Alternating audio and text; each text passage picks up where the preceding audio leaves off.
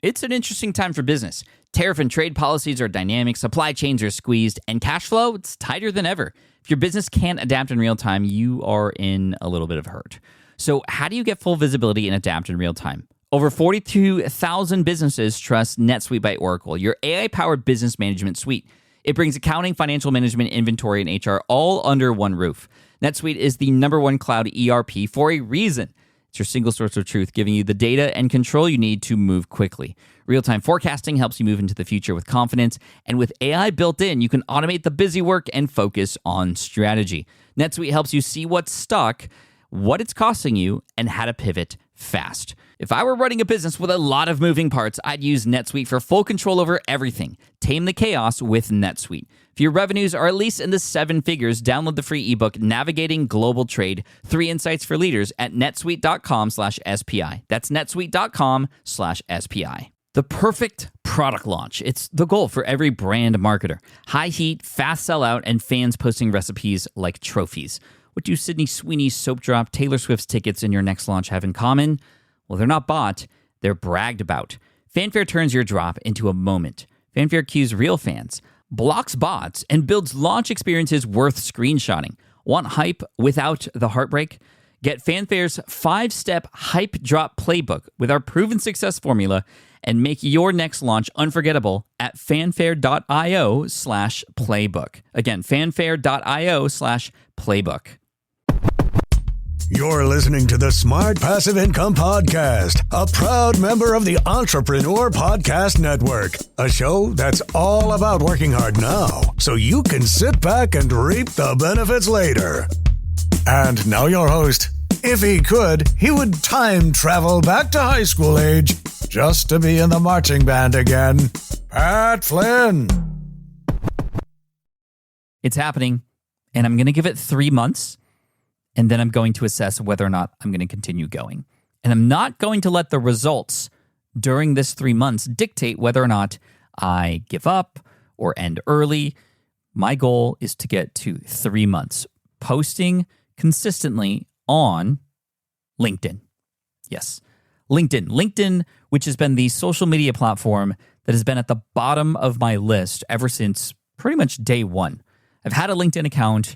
I've posted to it very rarely. I've gone years without posting on it for, the mid-2010s.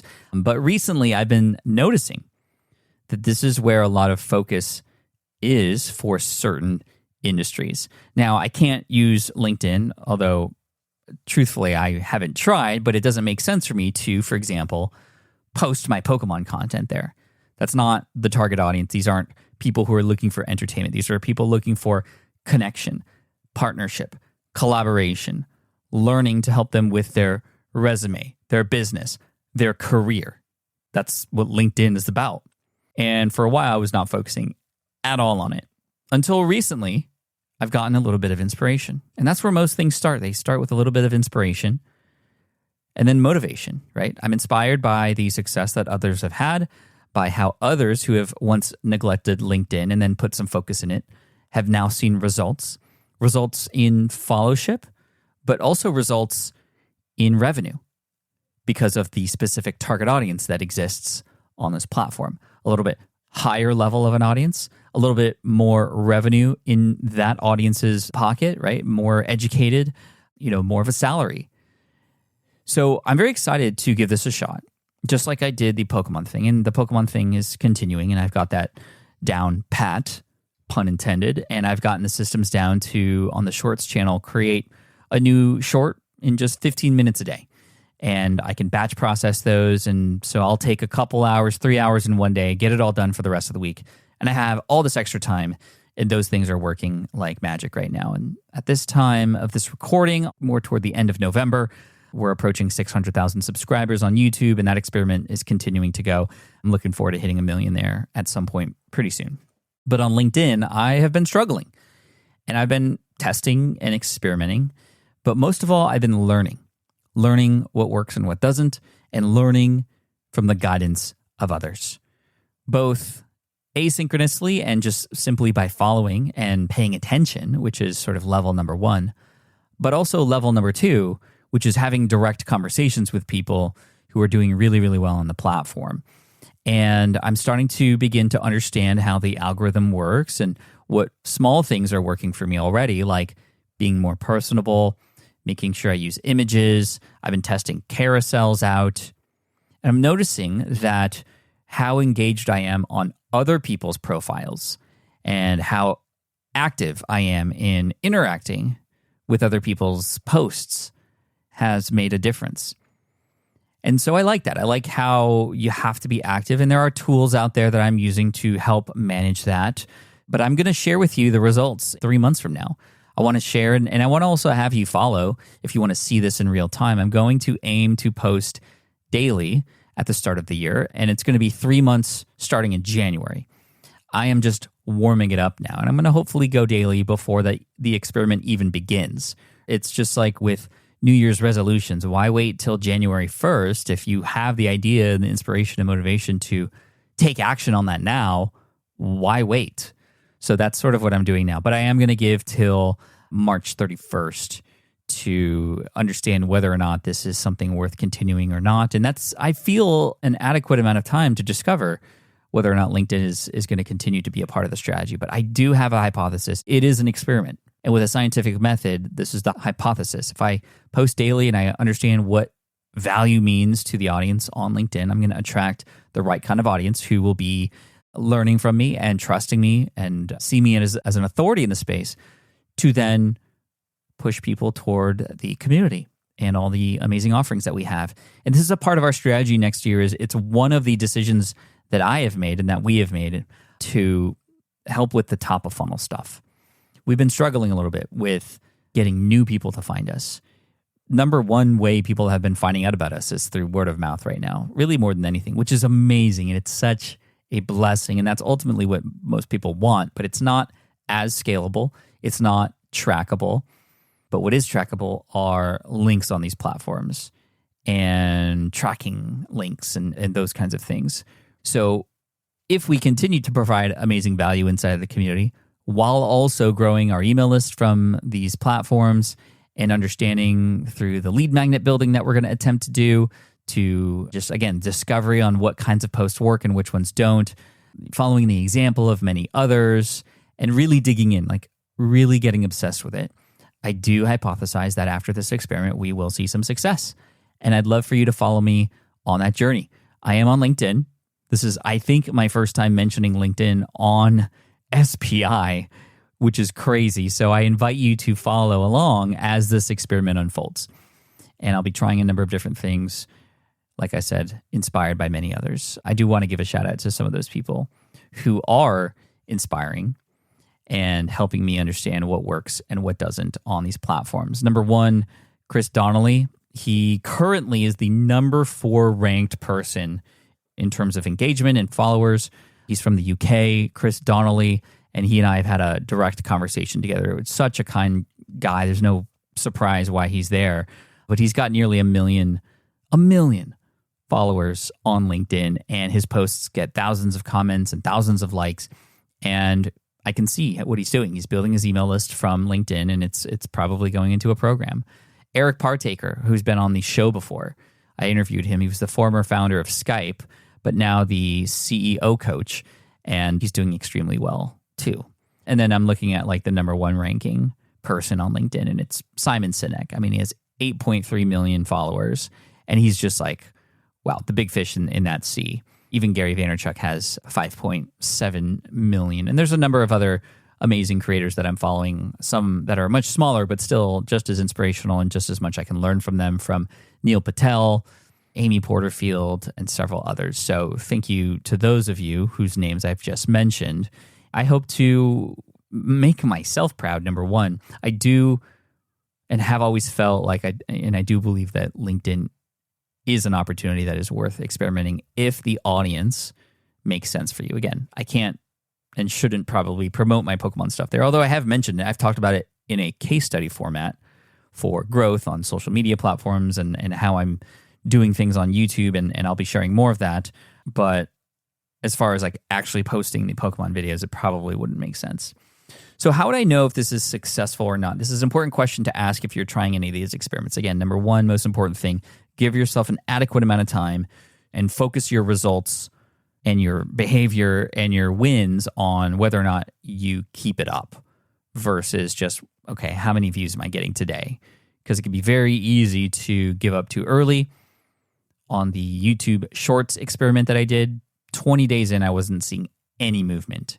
And then on day 21, everything just skyrocketed. I didn't even really change anything. I just kept going until finally things started to happen. And I imagine the same thing can happen here too. So that's number one. You want to give yourself enough time for that to happen.